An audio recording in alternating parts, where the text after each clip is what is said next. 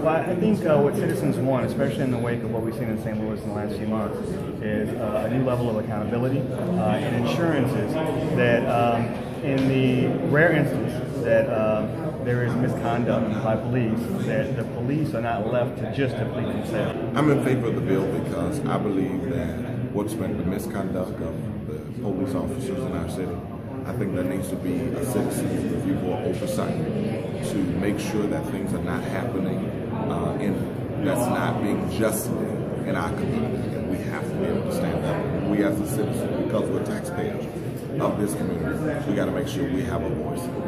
Right, it got a little push and shoving as you guys were walking in. As I was walking in, I was pushed and shoved by several police officers pushing me who was not in uniform today. And I asked him not to push me, and one of them stated that he would push me, and if I pushed him back, he would lock me up. I said, you have no reason and no rights to push me. How many protesters are actually here? Why did you guys all want to show up to this particular meeting? There are about close to 35 protesters here. The purpose of showing up at this meeting today was to be able to have a voice for our community, to be able to make sure that a citizen oversight review board is in place, because there's so many racism that is existing in our community. We want to make sure that it ends. You're not restricted to just speaking about the bill. You may talk about what you feel are important components or not of civilian review, period. It is open today. We will have to have time limits based upon the amount of people who have signed up. The way the Board of Aldermen operates, the rules say that the testimony is done by taking the pros and the cons.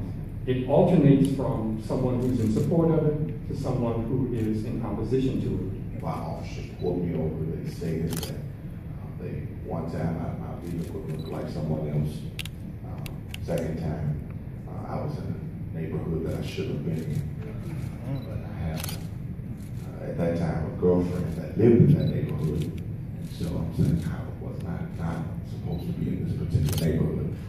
I think those kind of things, being racially profiled, never having a criminal record, I think it's very important that we have some people on the board. I personally don't think every person needs to be highly educated. Even though I have obtained several degrees, I don't think everyone needs to be highly educated to be a part of that board. But I think it's very necessary if we want to see St. Louis go to the next level. Thank you. Please identify yourself. Tori Russell. I'm a resident of St. Louis City. So I live in a neighborhood, you know, where they kicked up that hot spot policeman again. So pretty sure I'll be pulled over when I get home again.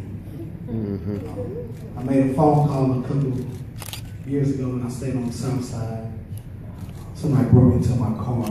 I'm still waiting on for the police to come. You know, you started off saying that, you know, you came in bringing in some church. That sounds like some jobs for some people if you come from where I'm from. So, I'm just gonna go in, man. You know, you saying, you know, this bill talking about statistics used by the government. I got a statistic for every 28 hours. A black person is killed by a police officer, vigilante, and security guard in this country. You might want to check out Malcolm X grassroots project on that extensive research. You know, Mr. Abernathy, you know, talked about good and bad work for people and personal responsibility. I just like the name of the officers, you know, James Powell was killed, he was lied to. Kerry Gall Jr., you know, that's a forgotten name people don't talk about. 25 shots in St. Louis City. They let the officers come in, you know, ran by the Klan, you know, Chief Dodson, you know, the dude that was at the VP ball, you know, and then the other man, you know, the other Klan member, who wouldn't take the name off the VP ball because, you know, he wanted 100 years of racism to be marked in St. Louis. So, you know, it's a lot of things in this. I don't see no subpoena power. If the Klan member gets nominate somebody, then, you know, it's going to be another Klan member walking the streets, you know, with the St. Louis worst or poorest. You know, where I'm at, it's horrible. You know, talking about diversity, we're not talking about none of the requirements on residency. We talk about fire department. You know, that's just nepotism at the highest level. The police is just cronyism. You know, so I got a couple nominees. I don't know if y'all finished with the bill, but I nominate Reggie Clemens. When he get out, he should be on the civilian review board, oversight board. You know, so it's a lot of poor things. You know, I really pity you because they're gonna throw it right at the board of aldermen, the mayor who hasn't taken care of any educational issues. He spent $1 million in 12 days to go out to Ferguson, trying to get a new stadium for the Rams. Meanwhile, we closing homeless shelters. We don't have enough money for education. I just left Sumner High School. They don't have enough books in their library. But we got money for 160 officers. So it's, I think this is, you know, I don't know what your legacy is going to be when you leave.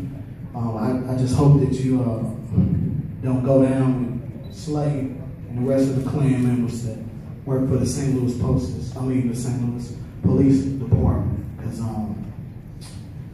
yeah, you know, I feel sorry for you, for real, man. Yeah.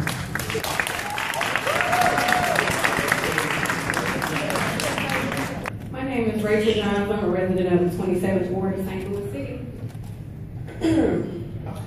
I want to start off with, I have both pros and cons of this proposed bill. So, Section 2, Definition E, starts with the EEO standard to my horn with a middle finger and mouth it at me the N-word.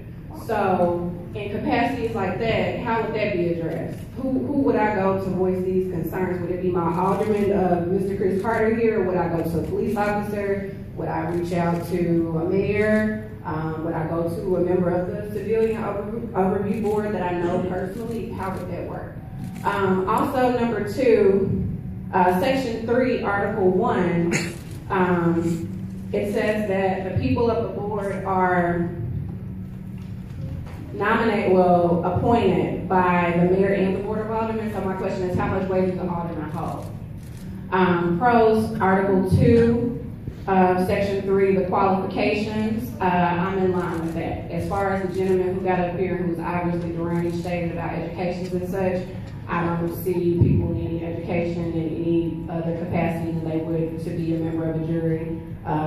His statement actually reminds me of something reminiscent for the Literacy Acts prior to the 1964 Voting Rights Act. Section 3, Article 4, reduction of CLB members of aldermen are reduced. So what if we're reducing or combining wards? My thing is, you all are talking about wards, but I thought that the people of the Citizen Overview Board were appointed based on the number of districts. So if wards are reduced, I don't see that being an issue. So that needs to be modified. Section 4, Article 3, about anonymous complaints. It says that anonymous complaints will not be appealed. So what happens when the state represents a person in a trial where the person remains anonymous? If someone were to, want to remain anonymous for fear of safety, because like people on the mic before me have stated, we do live in a city full of Klansmen, how would their concerns be addressed with them maintaining anonymity? And Article 9 of Section 4, Definition F, report on outreach activities. I don't think that should be something that should be done annually. I think we should do that quarterly. And that's just a personal thing. I like to keep tabs on what's happening in my city. Thank you so much. Thank you.